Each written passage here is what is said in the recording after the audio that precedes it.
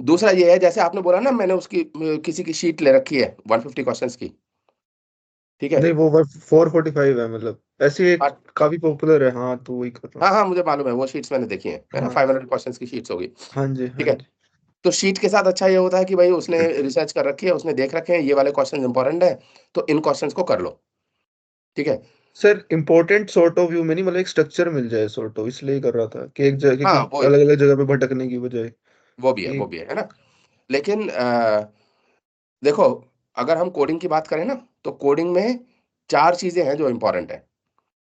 पहले तो you have to understand the problem, yes sir. Right? है ना? तो first you have to understand the problem, ये फर्स्ट स्टेप है। तो एक बार प्रॉब्लम समझ में आ गई, तो आप उसको लॉजिकली सॉल्व करोगे, राइट? ये सेकंड स्टेप है। एक बार हम्म जब आपने लॉजिकली सॉल्व कर दिया, फिर आप उसका कोड में कन्वर्ट करोगे, ये थर्ड स्टेप हम्म है, राइट? हम्म और जब आपने उसको कोड में कन्वर्ट कर दिया, तो कोड में कोई ना कोई तो एरर बचेगा ना, तो फिर हम यस उसको सर। फिक्स करेंगे एरर को। तो यस बेसिकली सर। हम यूनिट टेस्टिंग करेंगे, राइट? हम्म। यस ये फोर्थ स्टेप है, ठीक है? तो अगर आप कोडिंग इंटरव्यूज की तैयारी कर रहे हो, तो you should be good in all of these four steps. मैं सर थर्ड और फोर्थ में फंस जाता हूँ। हाँ, तो अलग-अलग स्टूडेंट जो होते हैं, उनकी अलग-अलग प्रॉब्लम होती है। कई बार क्या होता है कि स्टूडेंट जो है, वो ये कहते हैं कि तुम मुझे इस क्वेश्चन को समझा के बता दो, क्या है ये क्वेश्चन हिंदी में, और सॉल्व तो मैं कर लूँगा। तो इसका मतलब उनको जो प्रॉब्लम है, वो अंडरस्टैंडिंग द क्वेश्चन में है, मैं सर ठीक है? लिखने में दिक्कत है। है ना? लिखने में। कभी कभी-कभी क्या होता है कि हमने लॉजिकली सॉल्व कर दिया, बट हम अपने खुद के लॉजिक को भी कोड में कन्वर्ट नहीं कर पा रहे, है ना? और फोर्थ वाली स्टेप तो ये है कि कभी हम जब कोड लिखते हैं ना, तो कई बार हम जल्दबाजी में इंटरव्यूअर को सबमिट कर देते हैं, बिना उसको पूरी तरह से देखे हुए, हाँ जी। राइट? तो इसका मतलब हमारी जो प्रॉब्लम है, हमारी प्रॉब्लम फोर्थ स्टेप में है, राइट? ठीक है? देखो, मान लो मैंने कोड लिखा, मेरा इंटरव्यू चल रहा है, मैंने कोड लिखा, और मुझे लग रहा था कि मेरे को कोड लिखने में 5 मिनट लगे या 10 मिनट लगे, जितना भी टाइम लगा। अब मुझे लग रहा है कि 10 मिनट से इंटरव्यूअर से मैंने कोई बात नहीं की है, तो मैं इंटरव्यूअर को जल्दी से ये कोड दे दूँ, ठीक है? मैंने अपना कोड इंटरव्यूअर को दे दिया, ठीक हाँ है? जी। अब इंटरव्यूअर ने कहा कि अच्छा, इसमें तो ये वाला कॉर्नर केस हैंडल नहीं है, अगर लिंक लिस्ट नल है, तो ये कोड क्रैश कर जाएगा। तो क्या होगा? वो मुझे वापस कोड देगा, मैं उसको फिक्स कर दूँगा। फिक्स तो फिर भी मैंने ही किया ना, यस सर। राइट? है ना? बट ऐसे अगर 2-3 बार होगा, फिर मैंने दोबारा से कोड दिया, अब इंटरव्यूअर कहेगा कि ये तुम्हारा अभी भी फेल कर रहा है, अगर सारे इवन नोड्स हैं, तो ये क्रैश कर जाएगा। तो मैं उसके लिए अलग से एक चेक डाल दूँगा, राइट? फिर मैं इंटरव्यूअर को दूँगा, फिर मुझे देगा। तो ये जो इटरेशन है ना, ये नहीं होना चाहिए, राइट? आपसे एक्सपेक्टेशन ये होती है, अगर किसी भी अच्छी कंपनी में जाओगे, तो आपसे एक्सपेक्टेशन ये है कि जब आप पहली बार कोड दे रहे हो, तो यस सर। आपका कोड प्रोडक्शन रेडी होना चाहिए। आपके कोड में सेमीकोलन की भी मिस्टेक ना हो, राइट? Yes sir. ठीक है। ठीक है? ये 2 तरह के टेस्ट होते हैं। पहले टेस्ट तो ऑनलाइन होते हैं, है ना? ऑनलाइन हाँ में तो, जी। ऑनलाइन मतलब जैसे लीड कोड पे हो रहे हैं या कोड शेफ पे हो रहे हैं, इस तरह के जो टेस्ट होते हैं, ठीक है? ठीक है। तो अगर टेस्ट ऑनलाइन हो रहा है, तो उसमें तो कोई प्रॉब्लम ही नहीं है, उसमें तो कोई टेस्ट करने वाला नहीं है। आपके बने-बनाए टेस्ट केसेज़ हैं, आपको सारे के सारे टेस्ट केसेज़ पास करने हैं, ठीक है?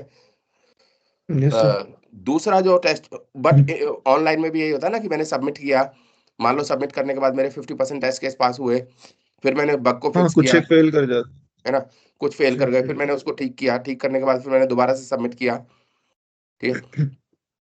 तो कंपनी के पास ये रिपोर्ट जाती है कि इसने कितनी बार सबमिट किया था, और इसने जो फाइनल करेक्ट आउटपुट आया था, वो कितनी बार में आया था, राइट? ठीक है? अच्छा। ये सारी रिपोर्ट्स जाती हैं इसमें, ठीक। दूसरा होता है जब वो पर्सनलाइज़्ड इंटरव्यू होता है। पर्सनलाइज़्ड इंटरव्यू का मतलब सर। फेस टू फेस, या तो ऑनलाइन में लाइव इंटरव्यू है, या फेस टू फेस इंटरव्यू है ना? तो फेस टू फेस इंटरव्यू वगैरह में इंटरव्यूअर जो है, वो एक पेपर पे या फिर नोटपैड पे या कहीं पे भी आपसे कोड लिखवा रहा होता है, राइट? ठीक है? तो इन लास्ट में जो होगा, ये तो फर्स्ट राउंड हो गया ना, ये वाला तो फर्स्ट राउंड हो यस गया। सर। लास्ट में सेकंड, थर्ड राउंड तो हाँ। अल्टीमेटली यही होंगे, फेस टू फेस, यस ठीक है? सर। तो इसमें डिस्कशन इम्पोर्टेंट होता है। इंटरव्यूअर जो जब क्वेश्चन पूछते हैं, अगर लीड कोड पे क्वेश्चन है, तो क्वेश्चन अपने आप में कंप्लीट होगा। ऐसा नहीं है कि आप क्वेश्चन में कोई भी चीज़ अनडिफाइंड छोड़ी होगी। लेकिन जब फेस टू फेस हाँ जी। इंटरव्यूअर बोल रहा है, तो इंटरव्यूअर तो क्वेश्चन को आधा-अधूरा भी बोल सकता है ना। हुँ, तो तो उसमें सबसे डिस्कशन। पहले हाँ, सबसे पहले we should ask clarifying questions, ठीक है? और इंटरव्यूअर को बिल्कुल अपने बराबर का ही मान के आप वो दो, इंटरव्यू दो, ठीक है? ऑब्वियसली हुँ, बराबर का मानने का मतलब ये तो है नहीं कि हम बदतमीज़ी करेंगे, प्यार से ही बात करेंगे, आराम से रिस्पेक्टफुली बात करेंगे। बट बराबर का मानने का मतलब है कि वो उन्होंने क्वेश्चन दिया, आप उसको ऐसे ही डिस्कस करो जैसे नॉर्मल डिस्कशन करते हैं फ्रेंड्स के साथ, कि आई थिंक ये क्रैश कर जाएगा, आई थिंक ये वाला इसमें ये क्या है ना? अगर कहीं पे आपको डाउट है तो आस्क क्लैरिफाइंग क्वेश्चन्स, ऑलराइट? ठीक है ना? हाँ जी। ठीक है। ये मैं इसलिए बता रहा हूँ क्योंकि अक्सर बच्चे क्या करते हैं, वो सोचते हैं कि कोडिंग इंटरव्यू का मतलब है डेटा स्ट्रक्चर और एल्गोरिथम, राइट? अक्सर यही सोचते हैं ना, है ना? मेजरली पूछा जाता है तो नहीं आप ये सोचो कि जो मोस्ट डिफिकल्ट क्वेश्चंस हैं, लीड कोड पे जो सबसे डिफिकल्ट क्वेश्चंस हैं, उसमें डेटा स्ट्रक्चर कौन-सा है? डीपी ग्राफ वगैरह के लोग मुश्किल मानते डीपी तो एल्गोरिथम हो गया हैं। ना? ग्राफ, हाँ, ग्राफ वगैरह ग्राफ के हो गए। नहीं अगर ग्राफ है तो ग्राफ में डेटा स्ट्रक्चर ग्राफ होता है या टू डायमेंशनल अरे होती है? हाँ, 2 डायमेंशनल एरर, सॉरी। ठीक है। तो सबसे मुश्किल जो क्वेश्चंस हैं, वो एरे डेटा स्ट्रक्चर से होते हैं। एरे तो बेस बन जाता है ना सर, वो तो मतलब जो घूम भी फिर है के कोई भी चीज़ एरे पे आ जाएगी। एल्गोरिथम पे अभी आते हैं। सबसे मुश्किल डेटा स्ट्रक्चर तो एरे डेटा स्ट्रक्चर के ही होते हैं ना, सबसे मुश्किल क्वेश्चंस तो। क्वेश्चन में डेटा स्ट्रक्चर कौन-सा दे रखा है? हाँ, एरे ही। एरे होता है ना। अब एरे डेटा स्ट्रक्चर तो मुश्किल है नहीं, सबसे आसान डेटा स्ट्रक्चर तो एरे ही है, ठीक है? उसको सॉल्व करने के लिए जो आप एल्गोरिथम यूज़ करते हो, कभी आपने ऐसा देखा है कि आप फोर्ड फुल्करशन एल्गोरिथम यूज़ कर रहे हो, डिजक्स्ट्रास एल्गोरिथम यूज़ कर रहे हो या बेलमैन फोर्ड यूज़ कर रहे हो लीड कोड पे, है ना? ऐसा तो नहीं है ना? नहीं सर। ज़्यादातर जो यूज़ करोगे अगर डायनामिक प्रोग्रामिंग भी बोल रहे हो, तो डायनामिक प्रोग्रामिंग का मतलब क्या है? रिकर्जन ही यूज़ कर रहे हो, हाँ जी, राइट? मेमोराइज़ कर रहे हैं बस। या फिर 2-3 फॉर लूप यूज़ कर रहे हो, यही है हाँ, ना? है ना? हाँ, बेस तो इन्हीं पे ही आ जाता है बस घूम के। ठीक है। तो ना तो जब आपसे क्वेश्चन पूछा जा रहा है, तो ना तो डेटा स्ट्रक्चर मुश्किल है, ना एल्गोरिथम मुश्किल है। मुश्किल क्या है? मुश्किल है क्वेश्चन। अंडरस्टैंडिंग लाना उसकी और नहीं, क्वेश्चन कॉम्प्लेक्स क्वेश्चन है। जैसे ये मान के चलो, ये ऐसे देखो जैसे आईआईटी के एग्ज़ाम में जो सिलेबस है, जे एडवांस हो रहा है क्वेश्चन। आईआईटी के एग्ज़ाम में जो क्वेश्चन आते हैं, वो मुश्किल क्वेश्चन आते हैं ना, ठीक है? हाँ जी। बट उनका सिलेबस क्या होता है? सिलेबस तो वही 11th-12th वाला ही है ना। ऐसा तो है नहीं कि वो ग्रेजुएशन का मैथमेटिक्स पूछ रहे हैं या पोस्ट ग्रेजुएशन का मैथमेटिक्स पूछ रहे हैं,